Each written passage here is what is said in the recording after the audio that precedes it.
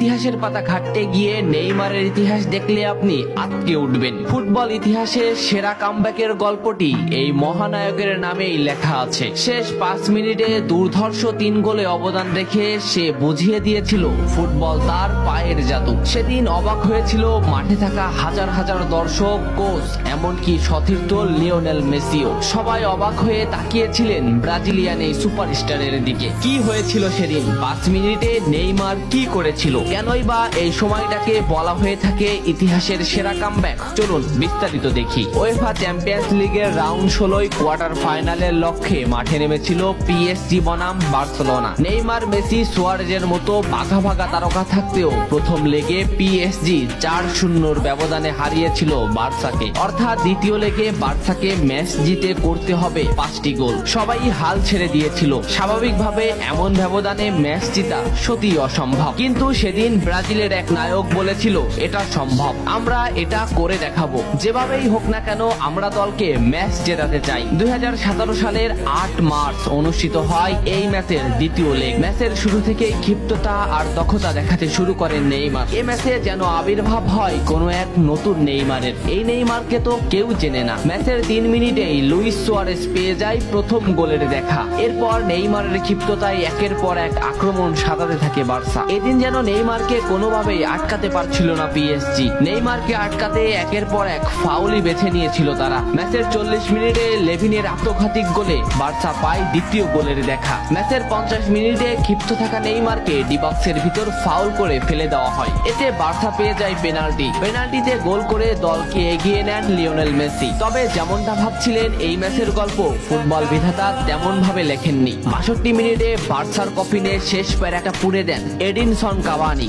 এতেই স্তব্ধ হয়ে যায় ক্যাম্প নু।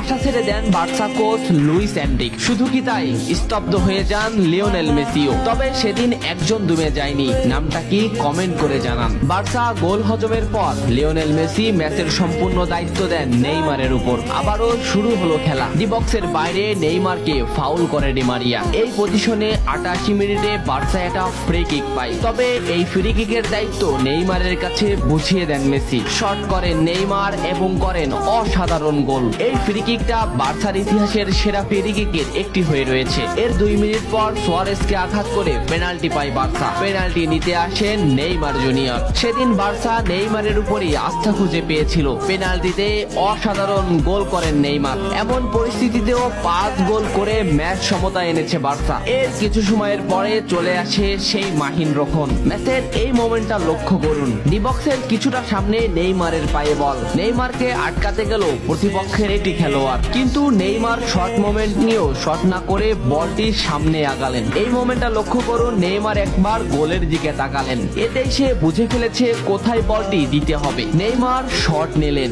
আপনি সাধারণ চোখে এটাকে একটা শট দেখলেও এটা হলো সেই শট যা লিখেছিল ইতিহাসের সেরা কামব্যাকের অধ্যায়। নেইমার এমন ভাবে শটটি নিয়েছিলেন যাতে রবের্তো শুধু পা লাগিয়ে গোল করেছিলেন। শেষ 5 মিনিটে সেরা 3টি গোলে অবদান রেখে সেদিন ইতিহাসের সেরা কামব্যাকের নায়ক হয়েছিলেন ব্রাজিলিয়ান এই সুপারস্টার। সবাই যেখানে স্তব্ধ হয়ে গিয়েছিল নেইমার সেখান থেকেই শুরু করেছিলেন। নেইমার বুঝিয়ে দিয়েছিলেন নিজের দৌড়ত্ব।